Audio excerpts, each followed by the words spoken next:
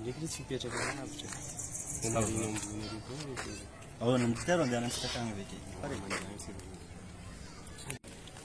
eza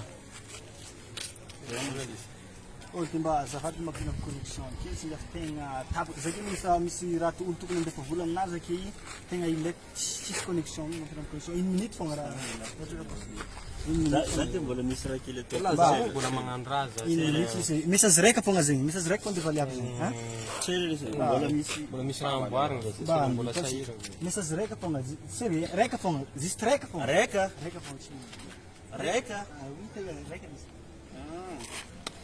تو ده فكيف ممكن ليش لازم مش بروبلم ما كيف رفعت شيء ده يا ريك لاش تكونكتي كله تاني مش لما لي زعيم لا لا مش رازين رفعت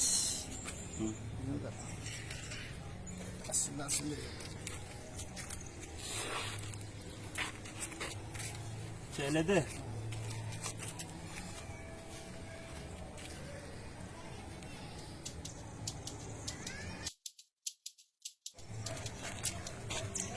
Elde, selam zeri selam bafita da tola za fa zeri mola.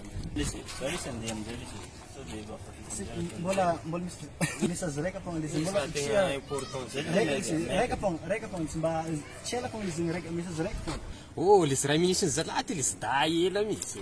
Lisi. Da tena ela. Io anio malaky la. Speed lisi, zeri lisi meka. Seriously, meka lisi. Tena ela. Aso malaki mo lisi fa reka. Tena fa lera lisi. Malak déconnecté multimit vava misy nge problème ty message reka ray minutes lisi da ela loatra nolo miaraka aketo fa tsela fa vidividy fogna lisi tena déconnecté amizay lisi mba aloha sa manaraka lisi pro safady lisi zay lisi mbola lasa déconnecté lasa misy message reka tonga ty lasa ray minutes zalaty lisi da ela misy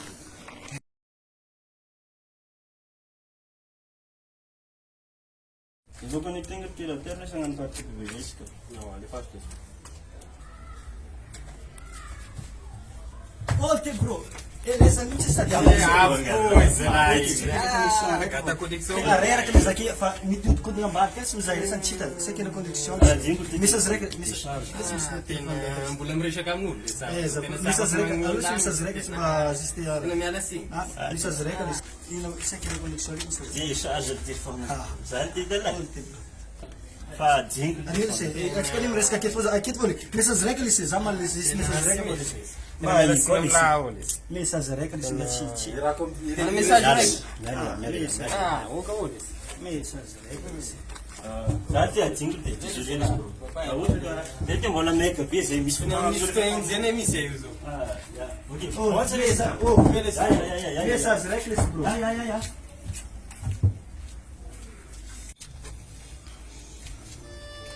Band lisi message reka chifu band mbolo wani lisi.